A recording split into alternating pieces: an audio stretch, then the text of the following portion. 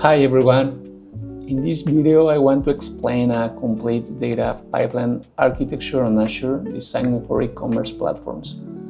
In this pipeline we can capture real-time events, process them, and prepare the data for advanced analytics using best practices to ensure scalability, security, and cost efficiency.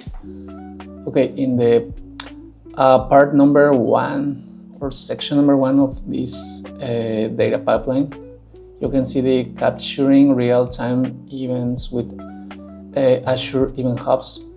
The process begins with the e-commerce platform. Each time a user interacts, such as viewing a product, adding to the cart, or completing a purchase, an event is triggered. So these events are sent to Azure Event Hubs, which is designed for high throughput data ingestion in real time. This service, Azure Event Hubs, handle millions of events per second, making it ideal for large-scale applications. About best practices for Azure Event Hubs, you can enable auto-scaling to handle traffic spikes. Other is partition the data to distribute the load efficiently, and manage the identity for secure access between Event Hubs and other Azure services. In this section 2, the real-time processing with Azure Functions. Once the events are ingested by Event Hubs, they trigger an Azure function. Azure Functions allows for serverless event-driven processing, ensuring the data is processed immediately without managing infrastructure. In this case, the function validates and transforms the event data, then stores in Azure SQL Database, like Postgres. About best practices with Azure Functions, you can use the consumption plans to automatically scale with demand. Other is implement the retries policies to handle transient failures, and other is secure sensitive information with storage in Azure Key Vault. In section 3 of this pipeline, you can see the structured storage in Azure SQL Database. The processed data is stored in Azure SQL Database for structured storage. SQL Database provides relational storage that allows fast querying of recent data and support business analytics.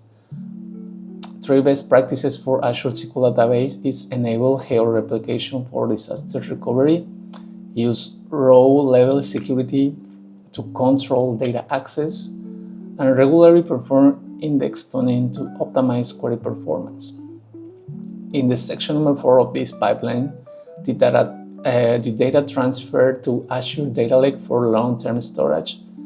Periodically, data is exported for Azure SQL Database to Azure Data Lake Storage Gen 2 in formats of Parquet or Avro for long-term storage and batch processing.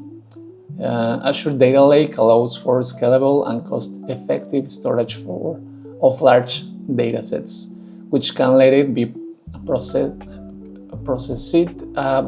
by services like Databricks. Best practices for Azure Data Lake is configure hierarchical namespace for improved performance.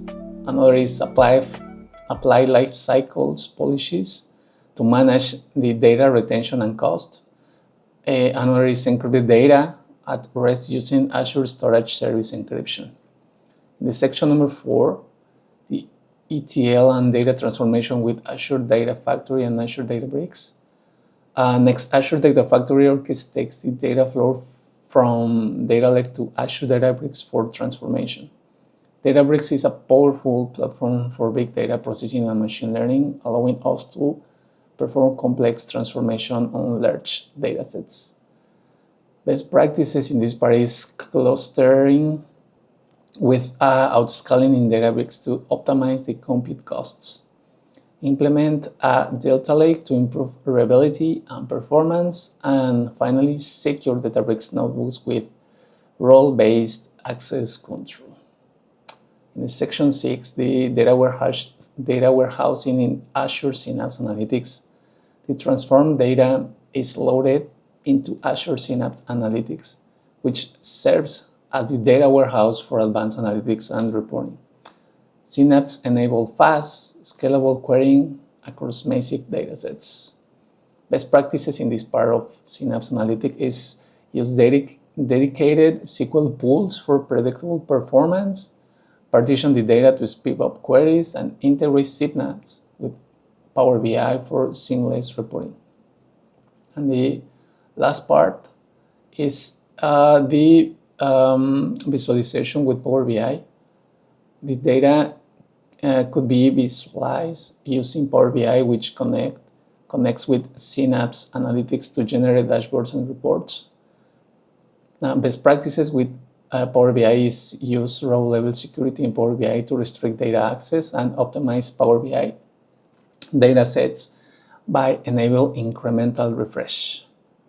About the orchestration and monitoring with Azure DevOps and Monitor to ensure smooth operations, the entire pipeline is orchestrated and monitored using Azure DevOps and Azure Monitor. Azure Monitor tracks the health of each component, while Azure DevOps handles the CI/CD pipelines for deploying and managing updates. Best practices in this part is set up alerts in Azure Monitor for performance threshold and automate deployments using Azure pipelines and use container registry to manage Docker images for Databricks jobs.